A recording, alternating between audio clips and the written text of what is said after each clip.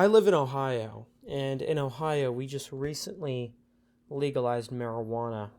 Um, I went to go check out the local ballot, and I was worried, or not so worried, but off put at the fact that it didn't really cover some of the specifics of the marijuana. Now, I believe that there should be some deliberation in the ratio of THC to CBD that should be allowed, because CBD is ultimately, when people talk about medical marijuana, they're talking about CBD. They're talking about CBD, talking about helping them relax. That's CBD. And then when you talk to a stoner who just wants to sit around all day and do nothing, they're going to talk about the THC. Okay, they're going to want the THC. They're going to want the mega THC blend so they can sit around and laugh at nothing and eat junk food all day. Cuz that's what THC helps you do. All right? And I think it's a little irresponsible for us to, when legalizing marijuana, to jump right to the conclusion, which is everything's allowed, instead of thinking about, you know, what about marijuana actually benefits society as a whole? Because it's not THC, you know? No matter who you are, you have to admit, whether you smoke weed or not, you have to admit that there's issues, you know? When you smoke weed, you're putting another barrier between yourself and your goals. I'm not going to talk about the specific health problems with it. Young people smoking it more, the fact that it could make you schizophrenic, that's off to the side right now, even though that's generally negative. Well, THC wise, CBD can probably be used to help a lot of people. The problem is that's never what it's used for. The arguments for doing anything legally is just, okay, what is the best case scenario? We never think about the worst case scenario. It's always think of the children. That is constantly the argument.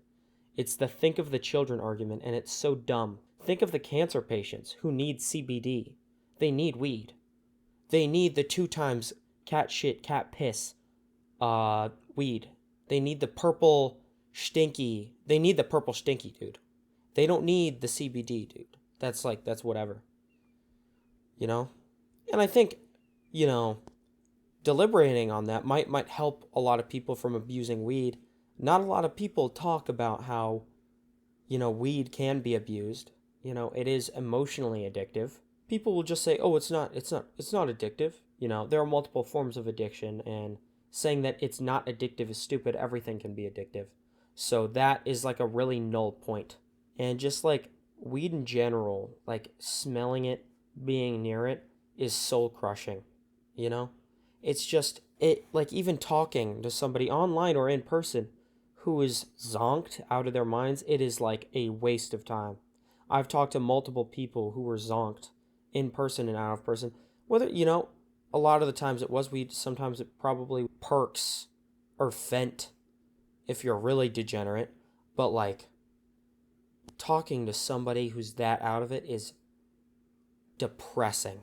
It is really depressing. So the fact that my state has jumped all the way in immediately to legalize weed fully, because that's all people have thought about. It's not something that it makes sense why people being able to smoke marijuana is low on the totem pole, but not enough people have talked about this whole ordeal. I don't even think it's not even on the radar for most people. The ratio matters a lot. If you're a stoning all the time, and you hate yourself, try a 2-to-1 CBD to THC ratio. Guarantee you're going to feel a lot better. I'm talking to you. That's bad for you, man. Come on, man. It's bad for you. What are you doing? The ultimate goal of your life is to, get peaceful. How about you go outside and enjoy the birds? Unless you live in New York or a city, in which that case, what are you doing, man? You need some soul, you know? Come out to a rural area and just enjoy it. That's off topic, though. Think about the ratios.